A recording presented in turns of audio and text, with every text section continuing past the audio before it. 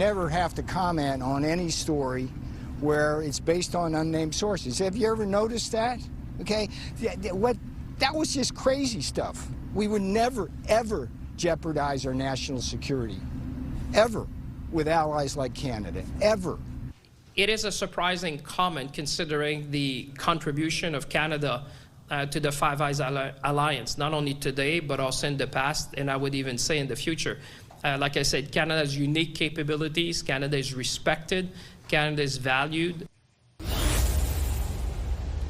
Some significant reporting today out of the U.S. First, from the Financial Post, saying a top Donald Trump advisor is looking to kick Canada out of the Five Eyes intelligence sharing network, something that very advisor, Peter Navarro, who you heard initially out of the break there, denied. Now, he made that denial after the story was published. As tariffs loom, what does this latest potential escalation tell us about Canada's standing with the United States and everything going on with the White House right now? Let's talk about that, with the front bench. Brian Gallant, Lisa Raitt, Tom Mulcair, and Rob Benzie are back. Lisa, I interviewed the reporter from the Financial Times on my radio show today, and he said that they reached out multiple times, that there were multiple opportunities during the reporting of that story prior to being published where Peter Navarro had the chance to deny it, to correct it, to do all those things, and he didn't. But he was ultimately sent out after it was published. What does that tell you? That we're being gaslit, yeah. Quite frankly. Yeah. That I think that is the classic example of being gaslit in a really bad relationship. He leaks something to somebody else, and then when it comes back, he denies it, and we don't know what is the truth. And we're all left scrambling, talking about it. I'm going to pair up with what we're hearing now on this Five Eyes issue, which is very, very serious and very concerning, with what we were just discussing in the last round, which is that leadership debate last night and the one tonight, even though that they were all very nice to one another, the one place that they could have went very easily, and they should have, is to show a little bit more passion around what is going on with respect to the United States and to make some real strong statements as to what it is that they're exactly going to do or how they're going to react. And I missed that. I mean, I literally fell asleep during the debate last night, waiting for that kind of knockout punch. We don't need to see them slugging with each other, but we need to see them slugging on behalf of Canada. So maybe this comment today will light a fire under them, and we'll see a little bit more than what we seem to be getting, which is an endless amount of talking points from people who are just biding their times until they're no longer a minister in the Canadian government. And I know that sounds harsh, but really time is of the essence here. We're already in the middle of this prolonged leadership race that didn't need to go on as long as it is, clearly, given the coronation that we're undergoing. And we're not seeing any fire from them along the way. Like, use the moments that you have while you have them. Tom, what do you think about that? Well, in response to what Lisa just said, I think that there is something that we have to be aware of, and that is the fact that Donald Trump keeps talking, keeps changing dates, but hasn't actually done anything we can react to specifically. So I do think that it's a wise precept of negotiations of any kind not to start saying in advance what you're going to do if the other guy does this or that, because you're just essentially negotiating with yourself at that point. On the Five Eyes, I find that Navarro, exactly as Lisa said, is playing the game that she describes so well. We've got to come at this with clean hands and know what we've done in the past. We took forever to get rid of Huawei, and that was an insult to our partners in the Five Eyes. It was an insult also to all the Canadian workers who didn't get their pensions from Nortel, because the Chinese government was involved in stealing all of the patents and the secrets of Nortel, and that's how Huawei was built. It was a double insult that Trudeau carried on for a whole long time. But at the same time, we have to look at things like NORAD, the North American Aerospace Defense Command, based in Colorado, that we're part of.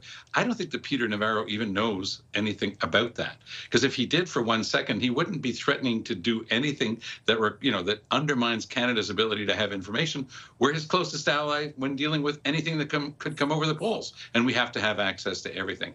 But we've got to learn how to play the game at that level. When you have every party leader come in and look at information, you swear them in, you say that they've all been given their top secret status, and they all come out and start giving press conferences about, well, were there names or not names? Were there spies or not spies in the Canadian Parliament, including a guy who's now a minister, McGuinty, talking about this stuff? Hey, guys, if it says secret, a secret is not something you tell to one person at a time, much less in a press conference. It's supposed to be a secret. And if that's the message that Navarro is trying to drive home, it's something that we have to have the modesty to acknowledge has been a problem in the past, and we've got to up our game. I think the hard part is who knows what the message is that Peter, like that message, if it were that, which has been delivered by previous administrations, Benzie, as well, not just under Donald Trump, is one thing, and certainly with merit.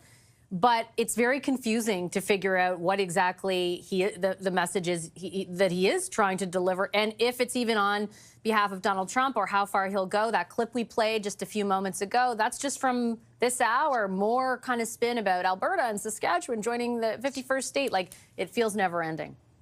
And that's all bogus, as you rightly pointed out. There is no, and first of all, if Alberta becomes the 51st state, does that mean Saskatchewan's the 52nd and then BC's the 53rd? It's absurd. The whole thing is foolishness and nonsense. On this Financial Times story, having done my share of stories with confidential sources over the years, I know how sometimes these things roll out. Now, maybe this is a Machiavellian masterstroke by the notoriously disciplined Trump White House. I don't think it is. I think this is the chaos in action. I think that what happened here is Navarro probably did say something like that behind closed doors, and someone else leaked it, and the FT tried to nail it down, couldn't, or didn't get a denial, and ran with the story. But Navarro's on-the-record denial is very, very interesting. That was very fast. Clearly, he knows that whatever he was musing about behind closed doors was problematic. We also know that from in Britain's actually concerned about the U.S. in the Five Eyes because of Tulsi Gabbard, her role now as Trump's national security advisor. So there are many moving parts here. This is Trump chaos at its most classic, and I don't blame.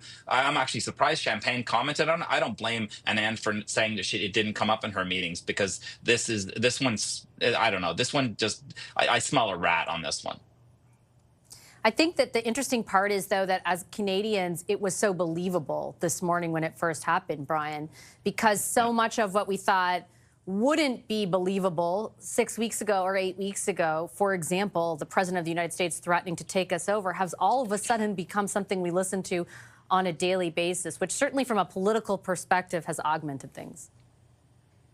Look, your preamble completely goes right to the heart of what I was going to contribute. I agree with you 100%. And I think Canadians we're a little sideswiped. I mean, we never would have thought a few years back, even maybe a few months ago, that we would be hearing some of the things that we have heard, and even things like we heard today. But now it's sort of the norm. And we got to start to think, and I think everybody is, obviously, but we really start to, as a country, really got to start to think hard about what all of this means. And to me, what it means is we just can't have a complete 100% reliance on the U.S. on anything. And whether Trump acts on some of these things, somewhat acts on some of them, yes, that matters, of course, but for what we need to do, we can no longer count on just having these sort of, the best relationship between two countries, probably arguably in human history, economically speaking, and from a security and defense point of view. So if that's the case, then there's a few things, and very quickly, I mean, we've all been discussing it as a country, getting our sort of house in order when it comes to our productivity and competitiveness, our interprovincial trade, all of that stuff, but also on defense and security. And our panel has talked about that for probably a year ago, and we were all, I think, sort of like the Liberal leadership debate last night, we were all in agreement that we all had to step up, and we have to make more of a commitment to meet our NATO commitment, which really is a problem. And we then can't sit back and be kind of surprised anymore that the U.S. are doing what they're doing on defense and security, and that even other NATO allies are doing what they're doing. And if you look at what's happened, and so much has happened in the last few years, last few months, last few days with Trump and other geopolitical situations, at one point we got to ask ourselves, what is it going to take for us to say we really got to get there, and we got to get there soon? Okay, I got to leave it on that note. Thank you, everybody. Really appreciate the discussion. Our front bench, Brian Gallant, Lisa Raitt, Tom Mulcair, and Rob Benzie.